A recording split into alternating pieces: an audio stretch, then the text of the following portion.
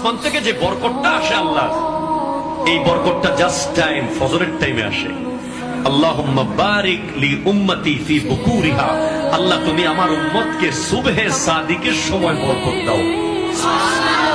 আপনি দিনের অন্য কোন টাইমে বরকত পাবেন, তবে সুবহে সাদিকের যে বরকত, এটা একেবারে কাঁচা, একেবারে তত্ত্বজা বরকত। আপনি জাস্ট ফজরের নামাজ পড়ে আপনার ঘরের যত দরজা আছে জানালা আছে সব খুলে দেবেন, তখন একটা বাতাস আসবে। এই বাতাস মদিনা থেকে আসে। এই বাতাস কোনো মুনাফিক পাবে না, এই বাতাস পাবে মুমিনরা।